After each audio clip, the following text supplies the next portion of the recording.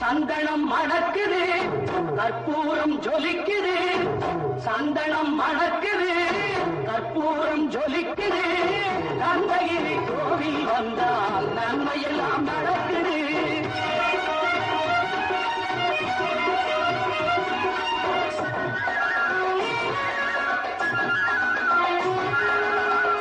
நித்தமும் பாலிலே நீராட்டுவோம், பச்சை நிறத்திலே பட்டாடை நாம் கட்டுவோம். நித்தமும் பாலிலே நீராட்டுவோம், பச்சை நிறத்திலே பட்டாடை